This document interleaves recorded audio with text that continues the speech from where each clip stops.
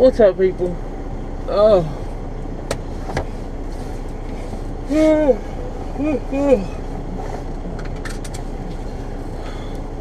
It's finally a nice, warm, but not too hot day.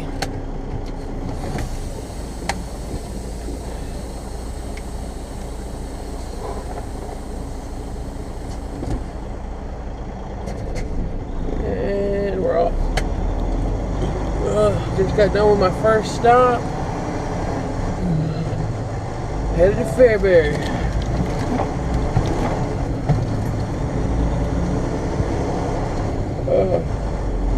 So,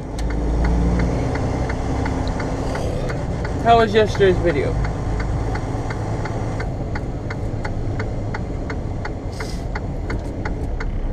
I thought it turned out pretty good with the editing. It is a little bit wider of a shot since these GoPros have wide angle lenses, so I might try to figure out how to shrink that down to where it's not so much. But y'all let me know.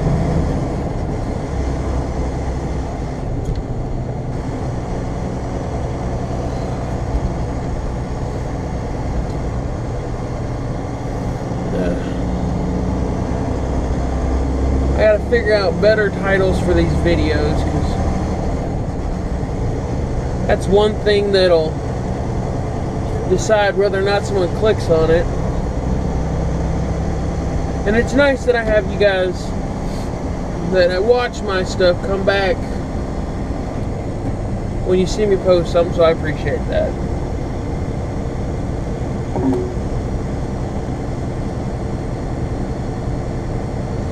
Yeah, I gotta work on my posts or my titles.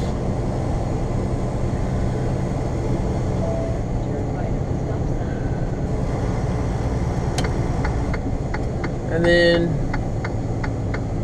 I gotta start writing down my useless knowledge so that I can keep track of what I've said and what I've not said. Because I'd hate to repeat myself.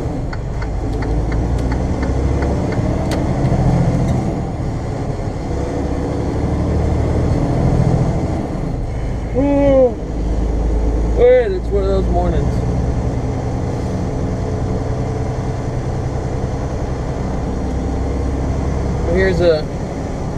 Here's a little freebie for y'all if y'all don't know this. You know why you yawn? It's not because you're tired. Some people say it's because they're bored. That's not why. The reason you yawn is because your blood oxygen level is low. And what is a yawn? A yawn is a large intake of air into your system. Essentially, it's your body's natural response and reflex of like, oh, we've got low blood oxygen level. We need more oxygen in the blood. So, trigger yawn.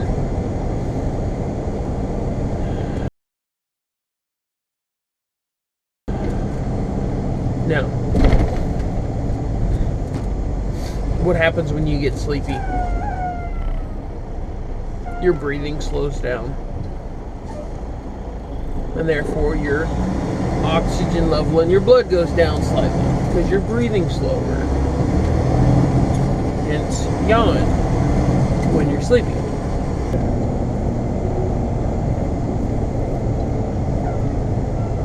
Come on. Come on, buddy. Might help if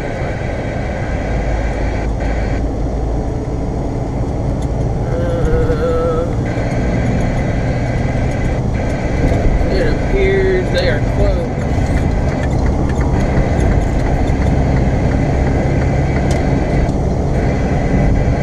Oh. So I watched Josh's video yesterday. Well, I watched his live and his video yesterday. And he was talking about how one time he had a loaner with a radio. And the one time he turned it on, when when he was in a back, or coming into a back to figure out what lane he needed to be in. And he talked about how he didn't see the point, or he was using that as his test event of why it's good to have a radio. Well, you told on yourself for your first mistake. You waited to turn the radio on till you got into the backup. If you're gonna have a radio in the truck and you're not gonna have it on, you might as well not have the radio in the truck to start with. So that was your main fault in that scenario of deciding whether or not a radio is useful. You didn't have it on until you got into the backup. Which, this isn't me being an asshole harping on you, calling you names, whatnot. I'm just saying, if you were to give it another try, having the radio on as you're going down the road would be a better test scenario. So that's my 2 cents on that. Now, I will agree with you, there are a bunch of knuckleheads on here. They get on there, they talk just to hear themselves talk, or they get on and they run their mouths. Mud Duck. We all know Mud Duck.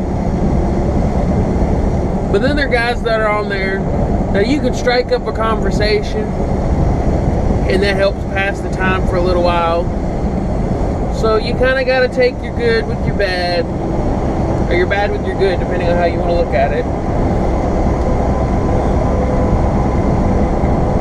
Because you always got some jackass that's a local in the area you're going through that likes to use his radio as his private squawk box to just run his mouth. Because they all think they're that guy from that movie. What was that movie? I know somebody will know.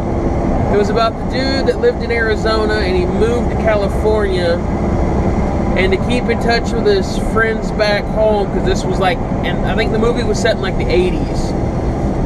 His parents got him a radio set up for like long distance communication. So like he had a full-on base station that could push power to reach out. But it was also like radio station grade stuff. So he could flick on his thing and he would actually broadcast onto a radio channel that he'd get on and talk and run his mouth and all this other stuff. And all the local kids would listen to him and all that other stuff. And he lived he lived in the house that was up on the hill behind the high school. I can't remember what it was called. I've seen it like 4 times. I don't remember what it's called, but I know somebody. So I'm pretty sure all these guys that have radios and they get on there and run their mouth, they're thinking they're that guy from the movie. But me, I just call them disc jockey wannabes. They all think they're Wolfman Jack, when all they're really doing is getting on there going, this is blah blah blah, I'm in blah blah blah. They're essentially playing name tag with not much else to say except to brag about what their radio is and what they've done to it. The same as every other group of guys that get older, whether it be the Corvette guys or the gun guys.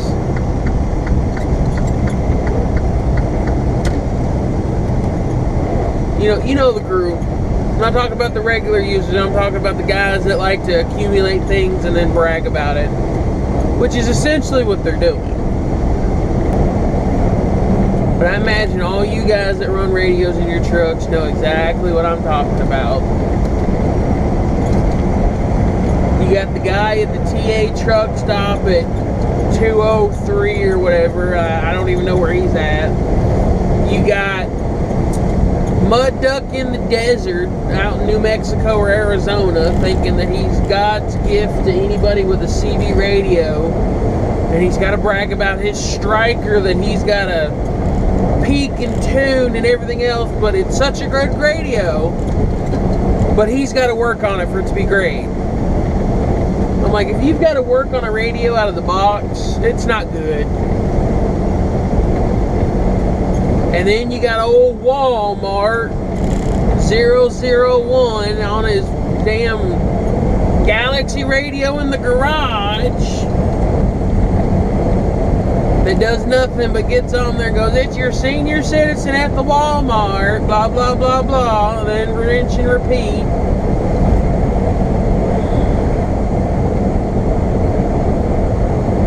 Like, I don't know much about things, but I'm pretty sure that at least Walmart and Mud Duck are breaking about 3 or 4 FCC regulations.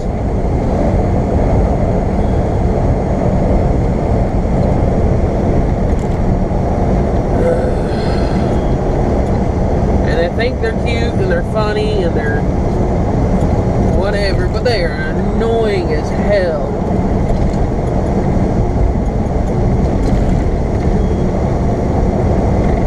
And I think the main problem is not enough people over the course of the years have told these guys to shut the hell up, and nobody wants to hear them, so they've gotten cocky and they're like, well, nobody's telling us to go away, we can use this channel.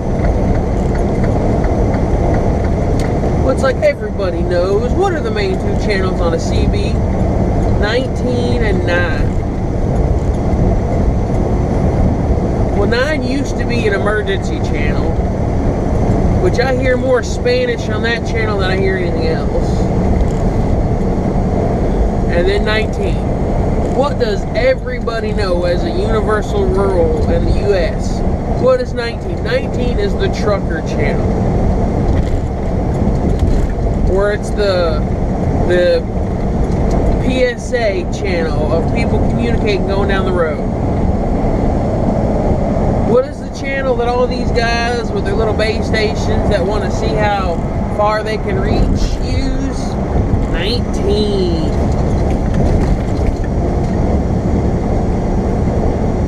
And they congest it up so much that nobody can hear each other because they're pushing power. And whenever they key up, it overloads everybody else. Oh, it's annoying.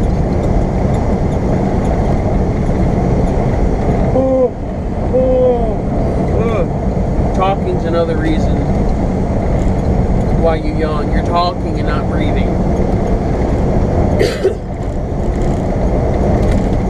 But I ain't got much else to say, and I don't want to sound like I'm rambling, so I'm going to end this one here, and I'll talk to you later.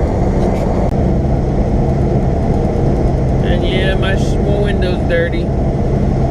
So like, there is a lot of windmills. Like, you probably didn't see the ones over to my left where there's like 10 all within like a football field or less of each other. And all the ones on the right.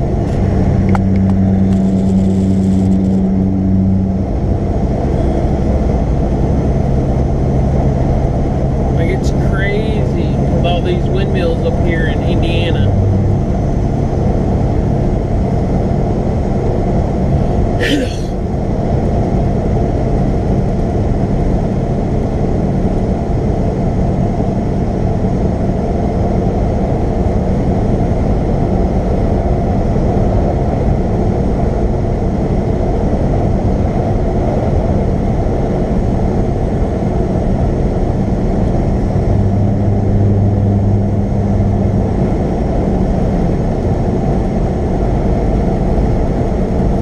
Really kind of cool is all these windmills have red lights on them for like low flying objects to see them and stuff like that. And if you're driving down this road at night, all you see is little red dots just scattered in this field about the height of the axle of the propeller. And if you don't know they're out here, it kind of throws you for a loop, because it's like, what is with all the red lights? And that's a really cool model house. That log cabin there, it's pretty. thinking of the old Lincoln Logs toys.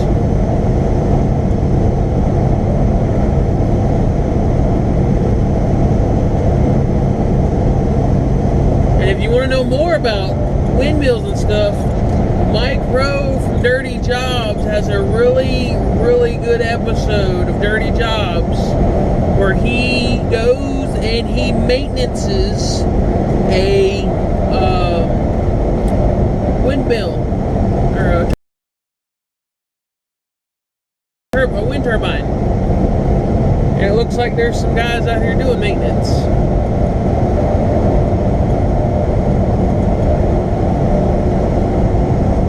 But it's a really, really cool, really interesting episode of Dirty Jobs.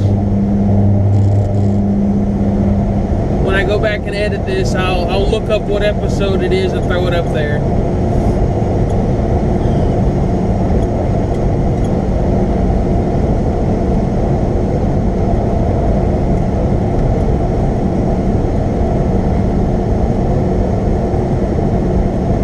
People hate these wind turbines and everything, but when you're not used to seeing them, they're pretty cool. Like, it's like, that is different. I am not used to seeing that.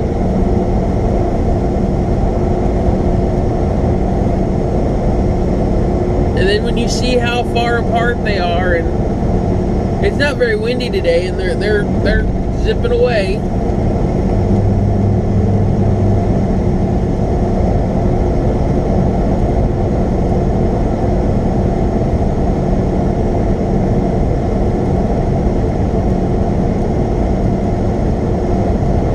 I want to say that I've heard for them to start, they've actually got to use a little juice to get that motor going. And then once it's going, the wind will keep it going. And then it switches over to be a generator. Kind of like how an alternator in a car works. That alternator can be ran backwards and it'll like, you can put power into it and it'll power whatever you hook up to it, opposed to whatever hooked up to it making power.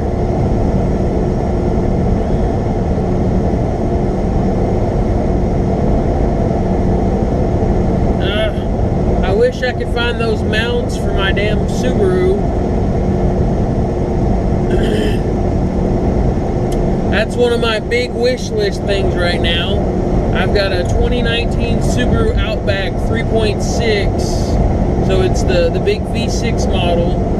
It's the touring model, which means it doesn't have the nice integrated roof cross beams. Like, if you look on most Outbacks, they've got the big humps on the roofs that look like they're meant to hold the rack, and that's what those are. They do hold the racks, but they already have the crossbars made into those racks to where they just pick them up and put them across and set them back down. Well, the touring models, because it's meant to be more of a street car, I guess, than a explorer car, like most Outbacks, because the all-wheel drive, everybody likes to try to take them on adventures. Mine just has the low-profile rails that have to have the specific rail mounts. And just for the rails, or just for the crossbars and the mount, everywhere I've looked, they're $700. And I'm like, ugh. That's my rent, almost. That's almost my rent. I'm like, I can't drop that on that right now. So I've been looking around, seeing if I can't find a deal, like on Facebook, where somebody's got one and they don't like the crossbars and they're getting rid of them, or maybe Craigslist. No luck. But I am keeping my eyes open.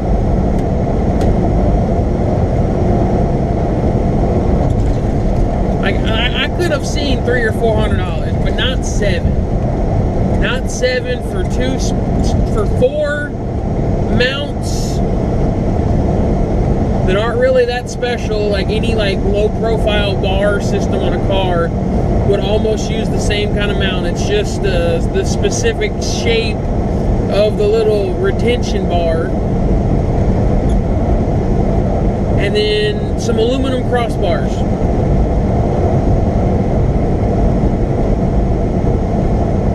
That are like 47 inches long, which I think is just shy of 5 feet.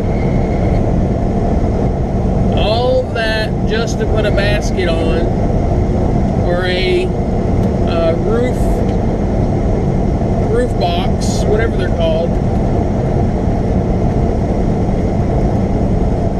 And that, if I wanted the aerodynamic pod thing, that's probably another $700. And if I want a basket, that's another $400. It's like when I was growing up, I'm seeing those things and looking them up just to kind of see what they would cost. Man, I want to say they were probably half that. So man, inflation has been crazy. But hey, you gotta pay to play. You want to play the game, you gotta pay.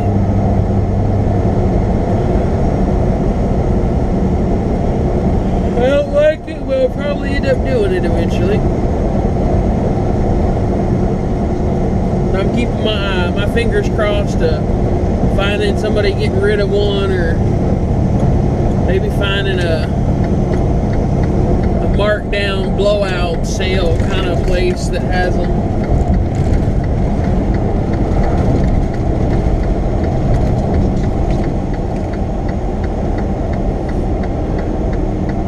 Oh, so I'm gonna get off here. I gotta make this turn and navigate some small town areas we're in there next little bit. I might turn it back on to show you that little scale that's over here where Indiana meets Illinois.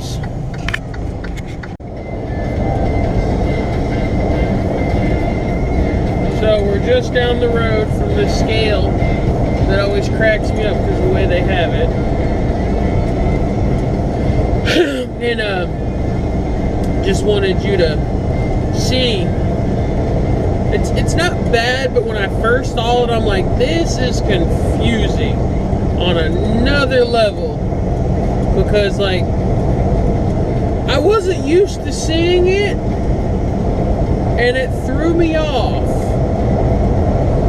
And I'm not sure if I'll have to go through it or not, because sometimes it's closed, sometimes it's open.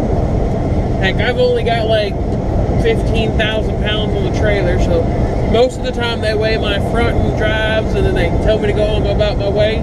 So there ain't no point in weighing the trailer tires if there's only 15,000 pounds worth of cargo on the drive axles. But there's more than that because of the frame and everything else, but you can generally tell when a trailer's empty by waving the dry tires. Almost empty. And this also happens to be the state line. Right here. Oh, and it looks like we are open today. We are open, so we get to see how this really works.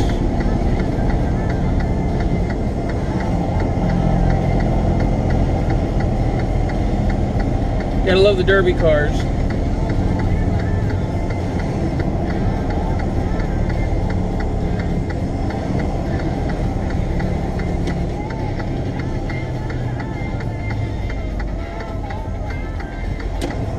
And luckily there's nobody coming the other way, because both east and west have to use this side, which is what throws me off.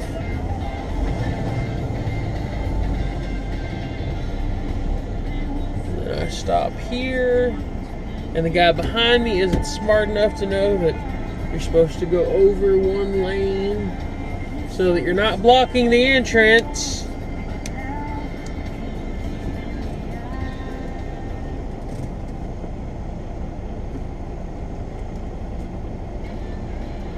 And then this guy being an oversized load, it's probably going to take just a minute or two.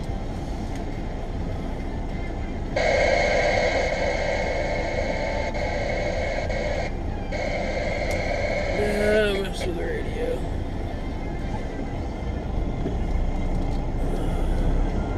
Go ahead and get ready. Crack my window.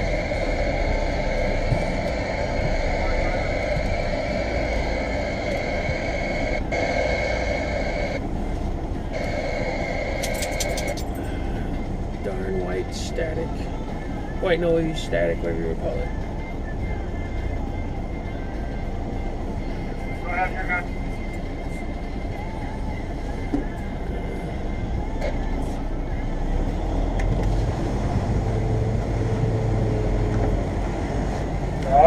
Stop. Go forward, steer.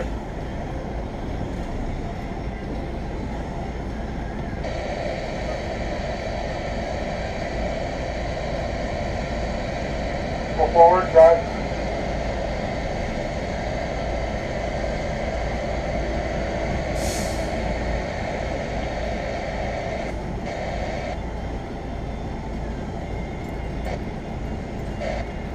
Go forward, further.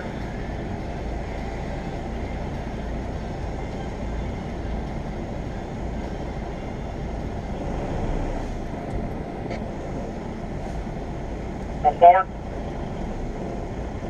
Try not to go too fast on these scales, because Go ahead, you're good.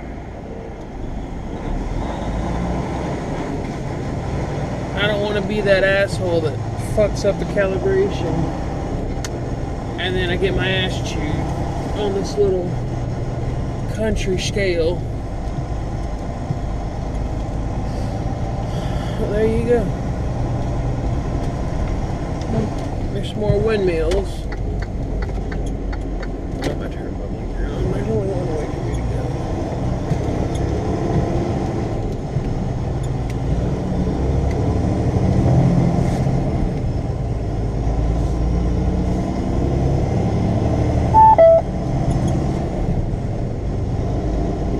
This little rest stop up here is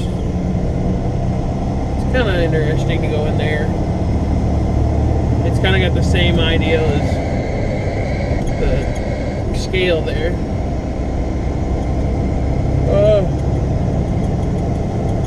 Oh, they mowed down all that old wheat. Oh, yeah, there's the scales. I'll be back.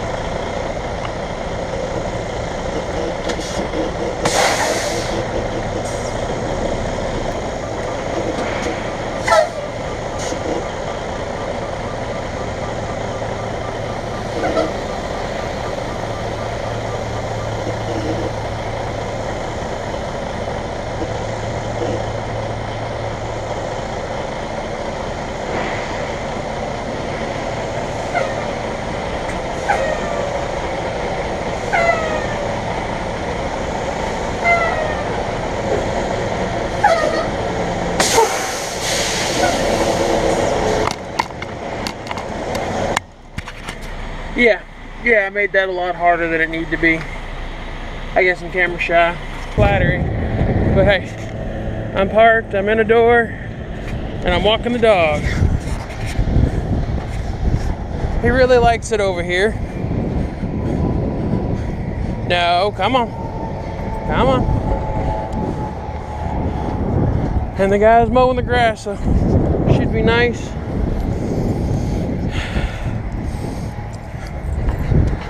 Let's talk about that. There we go. There will be my useless knowledge of the day. Do you know how it always smells nice and fragrant after you cut grass? Do you know why that is?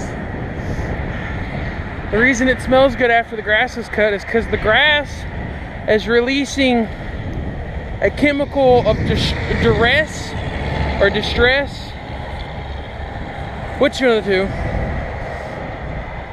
to let other animals or let other plants know, hey, something's going on. So, some people know that, a lot of people don't.